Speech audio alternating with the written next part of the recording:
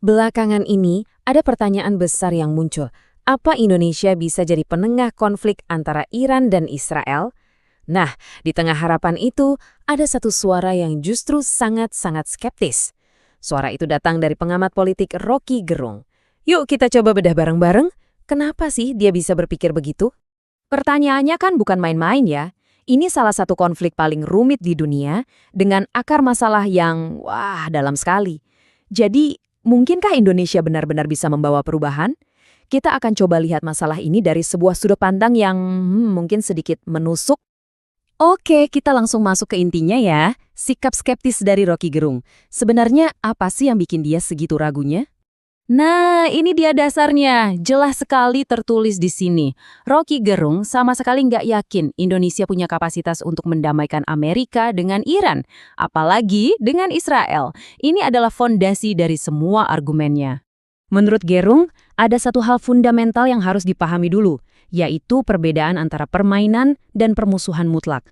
Buat dia, kalau Indonesia salah membaca ini dari awal, ya diplomasinya sudah pasti gagal. Coba kita lihat perbandingannya di sini. Di satu sisi, ada hubungan Amerika-Iran yang dia sebut sebagai permainan. Amerika bisa aja suatu saat nanti bosan, lalu cari permainan lain. Tapi di sisi lain, hubungan Iran-Israel itu adalah permusuhan mutlak. Akarnya ideologis, murni, dan dalam banget. Inilah menurut Gerung perbedaan krusial yang seringkali luput dari perhatian. Dan keraguan Gerung ini bukan tanpa alasan loh. Dia menunjuk sebuah contoh spesifik dari diplomasi Indonesia di masa lalu untuk mendukung pandangannya. Contoh yang dia angkat adalah upaya diplomasi Presiden Jokowi di tengah konflik Rusia-Ukraina. Bagi Gerung, apa yang terjadi setelah misi tersebut jadi bukti yang sangat kuat. Dan inilah penilaiannya. Menurut Gerung, upaya itu bukan cuma gagal total karena konfliknya yang masih lanjut sampai sekarang, tapi juga akhirnya membuat Indonesia jadi apa yang ia sebut bahan tertawaan global. Wow, sebuah kritik yang tajam banget. Nah, dari pengalaman itu, kita lanjut ke argumen dia berikutnya, yang sebenarnya jadi pertanyaan mendasar, soal kekuatan dan pengaruh nyata Indonesia di panggung dunia. Kalau kata Rocky Gerung, secara belak-belakan Indonesia itu belum punya otot politik yang cukup kuat untuk jadi pemain utama dalam isu seberat ini. Jadi, kenapa dia bisa bilang begitu? Pertama, menurutnya Indonesia nggak akan bisa mengubah cara berpikir para pemimpin dunia. Kedua, mendamaikan dua negara yang sudah bermusuhan puluhan tahun itu hampir mustahil. Dan ketiga, ini yang menarik, dia melihat Indonesia itu terlalu pede dengan kemampuannya.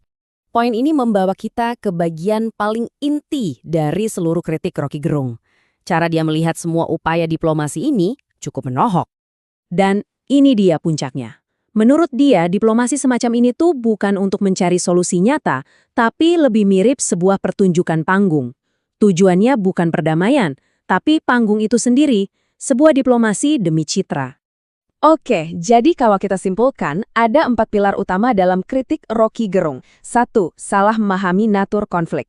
2. Punya rekam jejak diplomasi yang gagal. 3. Kurangnya pengaruh global yang nyata. Dan 4. Yang paling menusuk. Semua ini hanya sekedar pertunjukan. Pada akhirnya, setelah mendengar semua kritik pedas ini, pertanyaannya kembali ke kita semua. Apakah pandangan seperti ini justru sebuah tamparan realitas yang dibutuhkan oleh kebijakan luar negeri Indonesia?